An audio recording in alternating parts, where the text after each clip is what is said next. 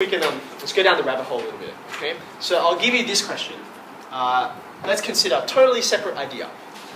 Let's take the square root of what was that? I actually came up with something. It was minus 3. Minus 3? Did square minus 3? Yeah, that's right. Let's consider this. Okay, let's solve this, shall we? What would you do to start solving this? I would square both sides, right? Natural thing to do. X squared minus 3, and that'll be x squared on 4, right? Okay, but you're already, because you've sort of been tipped off by this, right? You're already a little suspicious of squaring both sides. So what should I do before I progress any further? What should I take note of from my first line here? First line. Think hard. Good. There's some restrictions on this domain, right? This thing is telling us things before we start mucking around with it that x certainly cannot be. So for instance, you've got a square root there, okay? So that means that things underneath square roots, they have to be positive. So you would say, well, x squared minus 3 has to be greater than 0, right? So x squared has got to be greater than 3. So you think about that. X squared has got to be going through. So x squared looks like this, and 3 is like across there. So I can go less than root 3, or x is greater than 3. Is that root 3. Is that okay? Does that make sense? Right. I get equals. Sorry. There we go. And equality is okay, right? Because I can have it equal to 0. You satisfied with that so far? Is that okay? All right, now let's just keep this in mind and let's start solving, keeping that domain restriction.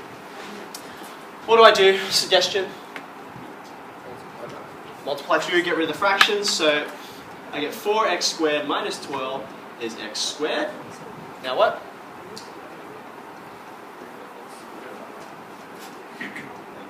That's a 2. Okay, divide through. So I have two solutions, namely plus or minus 2. Okay, now, does this check out with the domain restrictions we said before?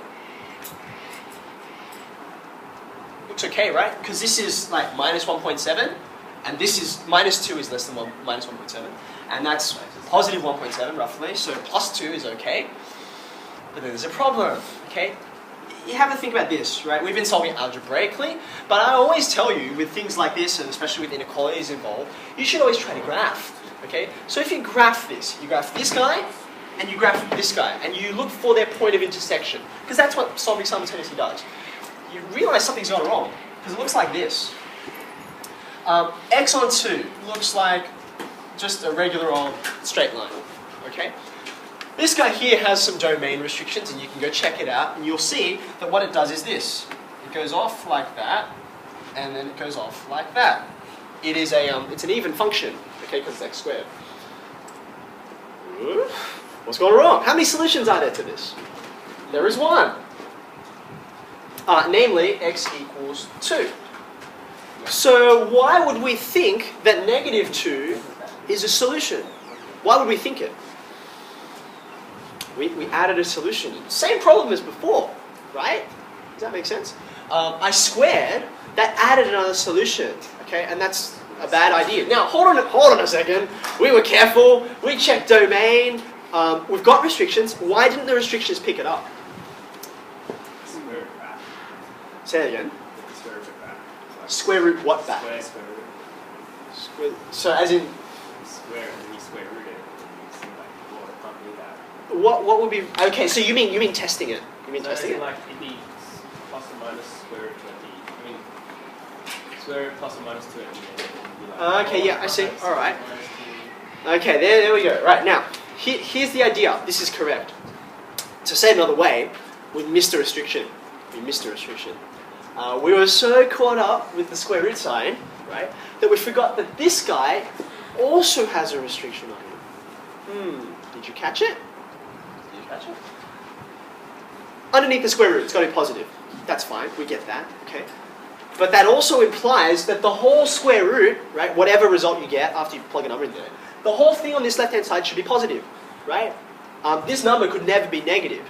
So that means x on 2 must always be itself positive, right? Because I'm saying x on 2 is equal to some positive number.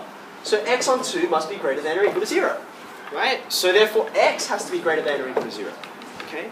Does that make sense? So we missed a restriction. So this means, not only is this true, actually this is bogus. It's actually incorrect, right? X can't be less than that because it has to be positive. That's why this solution here doesn't work, okay? And that's why the graph doesn't make sense, okay? Now, let me do one more thing and show you why. Why did we get two solutions? Solving this and solving this are totally different, okay? Totally different. And I can prove it to you. I'll prove it to you the same way I proved there was a problem. What I did here was I graphed, right? To show you, look, it only intersects once, right? Well, this second line here, what does it look like? What does it look like? The left-hand side is a graph, and the right-hand side is a graph, right? What kind of graphs are they? X squared minus 3 is a parabola, like so. And x squared on 4 is also a parabola, right? Namely, something like this, I guess. It's fatter because of the on 4, and it goes to the origin. So there's your two solutions, plus or minus 2. Okay. So what I'm trying to get across to you, okay? Squaring both sides fundamentally changes the kind of question you're dealing with. Okay.